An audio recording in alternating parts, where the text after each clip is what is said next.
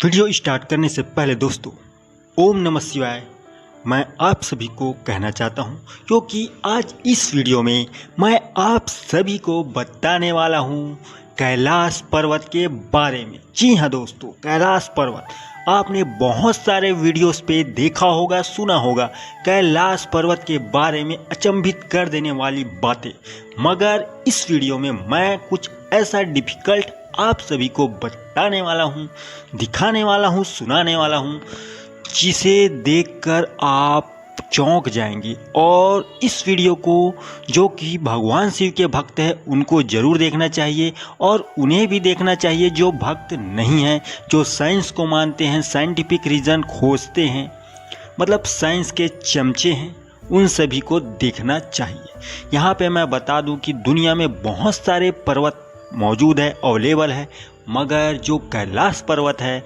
वो एक ऐसा डिफ़िकल्ट एक पर्वत है जिसके बारे में किसी को कुछ नॉलेज नहीं है।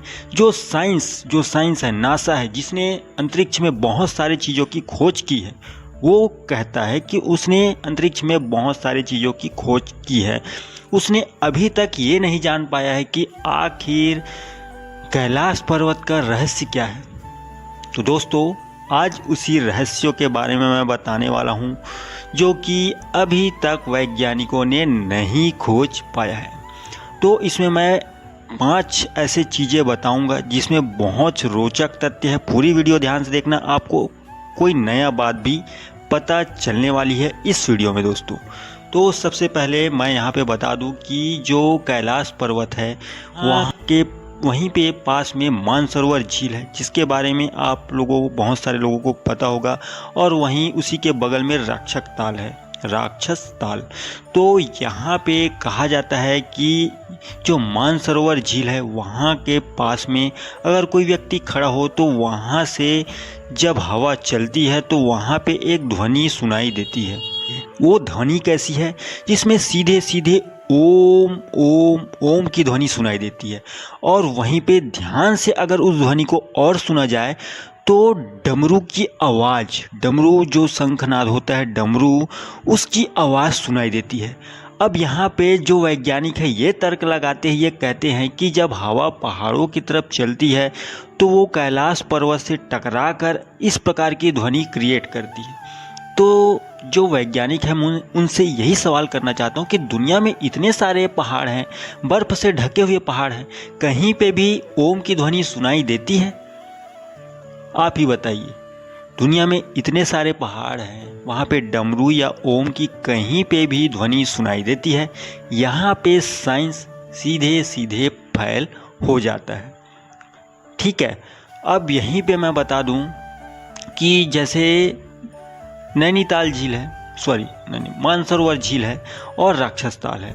तो यहाँ पे मानसरोवर झील है, वहाँ पे जो पानी है वो बहुत ही स्वादिष्ट, टेस्टी और मीठी होती है। वहीं पे जो राक्षस झील है उसका जो पानी है वो बहुत खारा होता है। और यहाँ पे दक्षिण दिशा से इस दोनों को देखा जाए तो एक स्वास्तिक का आकार दिखाई देता है इस झील का। और यहीं पे जो मानसरोवर झील है उसे कहा जाता है कि ये सूरज की तरह दिखाई देता है। मानसरोवर झील को आप ध्यान से देखेंगे तो वो सूरज की आकृति का दिखाई देता है। वहीं पे जो राक्षस ताल है वो चंद्र की आकृति का दिखाई देता है। कहा जाता है कि ये सूर्य और चंद्र को दर्शाते हैं। ठीक है, अब यहीं पे मैं और एक कारण बताता हूँ कि जो मानसरोवर का जो वो है, जिसे कई लोग कहते हैं कि ये बनाया गया है और कई लोग कहते हैं कि ये प्राकृतिक है, मगर इसे अभी तक साइंटिफिकली कोई भी प्रूफ नहीं कर पाया है कि आखिर ये बना कैसे है, प्राकृतिक है या इसको डेवलप किया गया है किसी के द्वारा। तो अब यहीं पे हम जब आगे चलते हैं तो यहाँ पे कहा जाता है कि जो माउंट एवरेस्ट है यहाँ से ऊंची, ये तो जो कैलाश पर्वत है दुनिया के बड़े पहाड़ों में भी इसकी गिनती नहीं आती, दुनिया के 100 बड़े पहाड़ों में भी इसकी गिनती नहीं आती। जो माउंट एवरेस्ट है उसकी जो ऊंचाई है वो 8,500 मीटर के आसपास है। तो यहीं पे कैलाश पर्वत की जो ऊंचाई है वो 6,500 मीटर के आसपास है। फिर भी आज तक जब माउंट एवरेस्ट में 4,000 लोग से भी ज़्यादा लोग चढ़ चुके हैं, इस पे आगे चढ़ चुके हैं, मगर जो कैलाश पर्वत है वहाँ पे एक भी इंसान आज तक क्यों नहीं चढ़ पाया है। अब यहाँ पे कई लोग ये भी कहते हैं कि यहाँ पे एक आदि पुरुष पाया जाता है, जिसे इंग्लिश में कई लोग साइंटिफिक भाषा में बियर्ड बोलते हैं, बियर्ड, वाइट बियर्ड बोलते हैं, जो कि इंसानों को खा जाता है। मगर मैं ये भी कहना चाहता हूँ कि बाकी पहाड़ों में ये जो आदि पुरुष है ये क्यों नहीं मिलता, हिम मानव, जिसे हिम मानव भी कहते हैं, ये बाकी बर्फीली पहाड़ों पे जहाँ पे पर्वतारोही चढ़ते हैं वहाँ पे ये क्यों नहीं मिलता, और ये सिर्फ और सिर्फ कैलाश पर्वत में ही क्यों पाए जाते हैं। और ये भी अभी तक प्रूफ नहीं है कि ये इंसानों को खा जाता है। जितने लोगों ने यहाँ पे चढ़ा है अभी तक उसके खाने से या उसके मारने से किसी की भी मृत्यु नहीं हुई है। और यहाँ पे ये भी कहा जाता है कि जब कैलाश पर्वत पे आधे दूर तक चढ़ते हैं तो वहाँ पे इंसानों के जो शरीर है वो डेवलप होते हैं।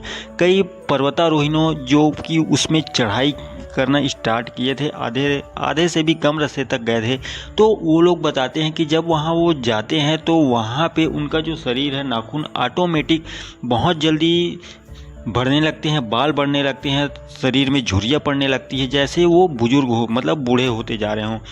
ये भी चीज़ें अभी तक साइंस ने कभी भी प्रूफ नहीं कर पाया कि ऐसा आखिर क्यों होता है। वहाँ पे जो कंपास होता है, जो कि एक दिशा सूचक यंत्र है, वो वहाँ पे काम नहीं करती। पता नहीं ऐसा कौन सा भूल भुलैया होता है उस पर्वत पे चढ़ने के बाद में कि ये कंपास काम ही नहीं करते। किधर दक्षिण है, किधर उत्तर है, किधर पूर्व है, किधर पश्चिम है, दिशा का भी ज्ञान नहीं होता है।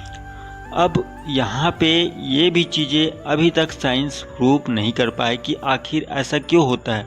दुनिया में इतने सारे पर्वत हैं, किसी भी पर्वत में इस तरीके से कोई भी घटना नहीं होती है, और ये एक मध्य में है। कहा जाता है कि ये एक कैलाश पर्वत एक ऐसे केंद्र में स्थित है जहाँ पे दिशा सूचक यंत्र काम नहीं करता है, इसलिए पूरे दुनिया के जो वैज्ञानिक हैं उनकी नज़र कैलाश पर्वत में ही ज़्यादा बनी होती है। और यहाँ पे बहुत सारे ऐसे रीजन हैं जो कि कैलाश पर्वत को दुनिया के सभी पर्वतों से अलग बनाती है, और साइंस इसकी गुत्थी को अभी तक नहीं सुलझा पाई है। यहाँ पे हम देखें तो कैलाश पर्वत में एक ऐसी रोशनी, जो कि ऊपर चोटी में बादल के पास में एक रोशनी प्रज्वलित होती है, जो कि 6-7 अलग अलग प्रकार के कलर की होती है।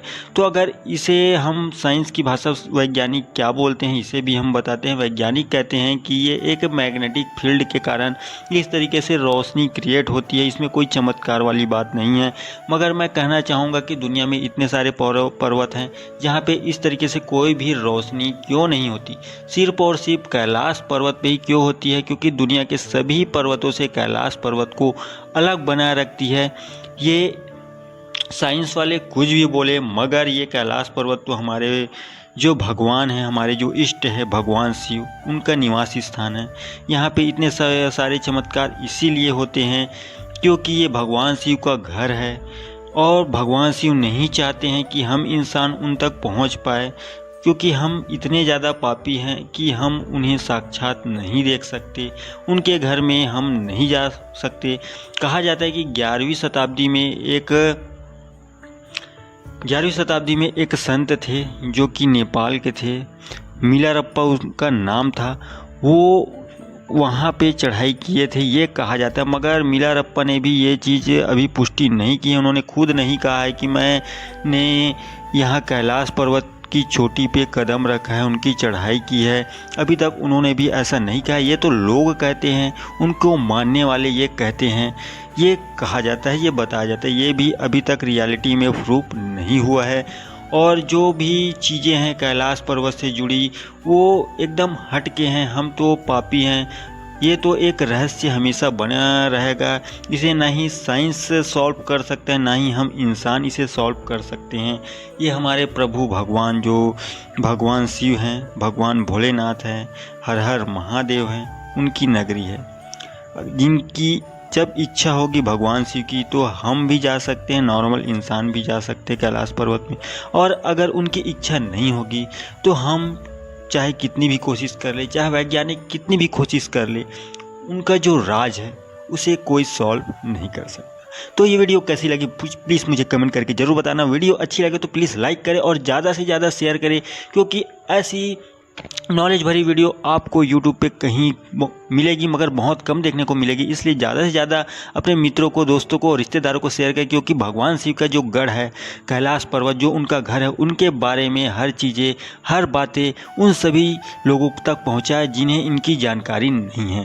और अभी तक अगर आपने पहली बार इस चैनल पर विजिट किया है और वीडियो अच्छा लगता हो, इस प्रकार के बहुत सारे वीडियो अवेलेबल है मेरे इस चैनल SRS ज्ञान पे, तो प्लीज़ SRS ज्ञान चैनल को सब्सक्राइब करके बेल आइकन दबा दे, क्योंकि ज़्यादा से ज़्यादा ऐसे इंटरेस्टिंग वीडियोज़, नॉलेज से भरी वीडियो इस चैनल पे मैं अपलोड करते रहता हूं। तो और फेसबुक पर देख रहे हैं तो फेसबुक पेज भी लाइक कर देना।